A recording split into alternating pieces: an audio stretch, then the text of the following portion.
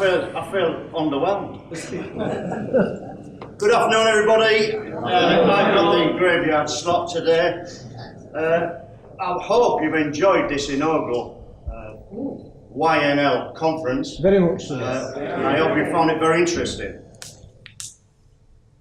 And to me, it's been good to see so much positivity and energy from the speakers today. The conference is a good time to celebrate and talk about what has happened in the past year. And as everybody said, what a year it's been. This year alone, we've seen Cameron resign, Labour Party turn on itself and implode, a renewed Scottish bid for independence, Spain seeking joint sovereignty in Gibraltar, and UKIP going through at least 3 leaders, to name but a few of the things that have happened in the last 12 months. But I'm sure I've left something out of this list. Not that. Not a lot. UKIP achieved the biggest victory in its history, with Britain voting to leave the European Union.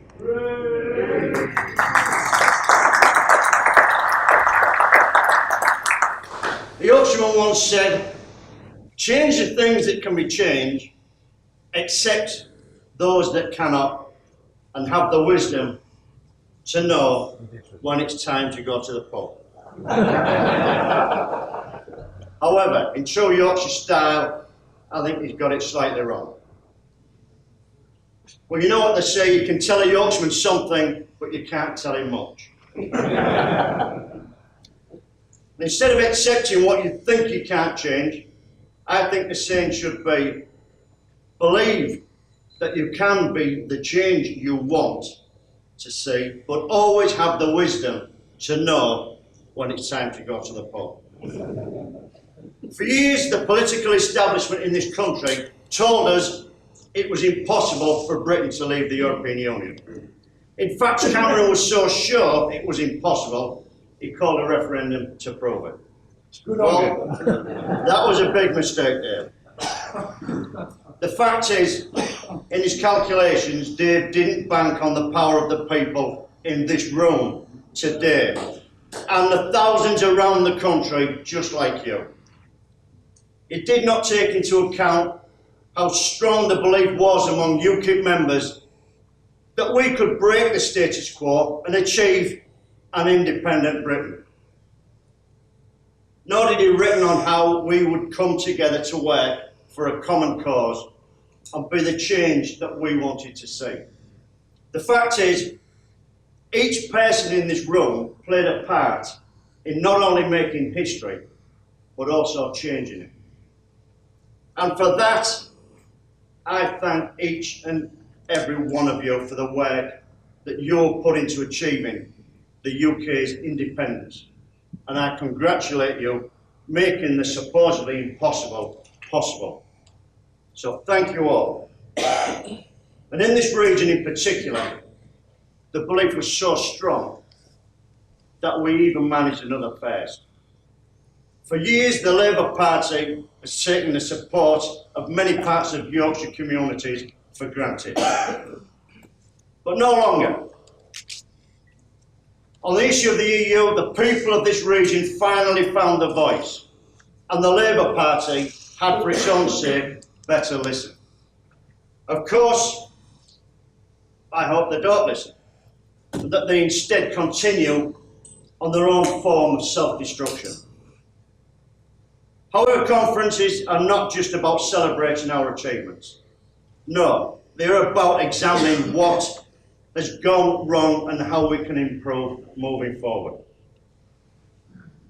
For many members of UKIP in this region, the shadow has been cast over what should have been the best period in our party's history by factionalism and infighting.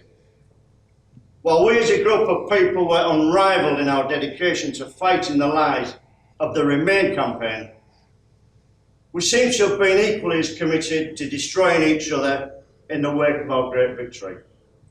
The simple fact is, at the moment, rather than focusing on our attention how to rebuild Britain, in the post-Brexit era, we are busy fighting each other. This infighting must stop. Even I have been caught up in this ongoing soap opera. So let's deal with the elephant in the room, my altercation with Stephen Wolfe. What altercation? While the party's investigation found that I was not at fault, I feel I must make an apology to you, the members. In the heat of the moment and among heightened passions, I allowed myself a lapse in judgment. I should have known better, and you as members both expect and deserve better. Therefore, I ask for your forgiveness for any embarrassment I've caused you or the party. Through life's journey, we wouldn't be human if we didn't make mistakes. However, the true mark of a man is having the ability to make mistakes and learn from them. And there is a lesson here for UKIP as a whole. I'm sure in this room agree with me when I say many of the members are sick and tired of the divisions which have manifested themselves since our referendum win. Now is the time for the unity rather than division. That is why I sincerely hope that the election of a new leader will bring the stability to the party we so desperately need at this moment.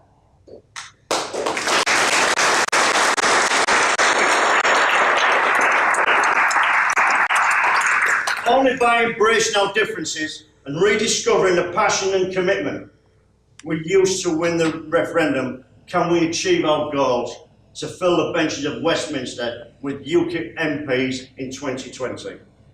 The fact is, the traditional parties are hanging on the ropes of the political arena and are ripe for a knockout blow. This is certainly the case in Yorkshire and North Lincolnshire, where Conservative and Labour MPs and councillors alike are clinging on by their fingernails and doing everything they can to discredit us. They are scared, and if we get our act together, so they should be. That is why we as a region need to unite as never before and fight for every seat, whether it be for Parish Council or Westminster. This is UKIP's time, and it's now up to us to rise to the challenge and give the people of this region and the country as a whole the alternative they're crying out for. Time and again since the referendum, I've been asked by the media and members of the public what the point of UKIP is. Now we have won Britain's independence. My answer is this. UKIP is the heart and the voice of the people. We exist to hold the feet of the political establishment to the fire and make sure they deliver on what the people have mandated them to do. And we must continue to do this more than ever, especially as the political establishment continue to try to derail Brexit. UKIP now has a unique opportunity to not only influence the future of this country, but to seize it by the scruff of the neck and build the future we want to see. We've always stood as a voice of the people, especially those who feel they are being ignored and forgotten by the political establishment. And we must continue shouting from the rooftops wherever and whenever we feel the people are being betrayed, ignored, or left behind by the process. No matter the sniping, the dirty tricks, or the organised opposition, it is the people who give us our mandate to exist, not the political elite, the media, or the pressure groups who seek to undermine us. Then we all go to the pub knowing we have left a legacy for our children and grandchildren that we can all be truly proud of. So let's pull together, unite behind the new leader, whoever that may be, and hold true to what we do best, fighting for what we believe in. But before we finish for the day, I would like to say a few words of thanks to all of today's speakers, and I think they all deserve, from the Yorkshire North Lincolnshire region, a big, huge round of applause.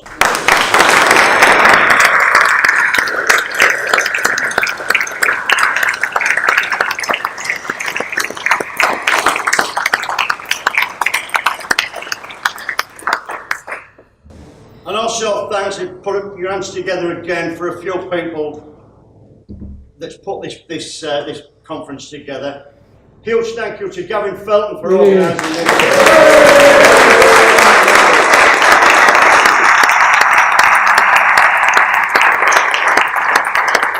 Vicky Skovranek, Steve Knowles, Emma Lund and James Pulowski down at the back there.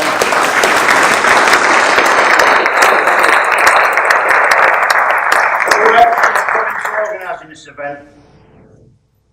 Finally, I want to thank you all for supporting the region and the party and coming today.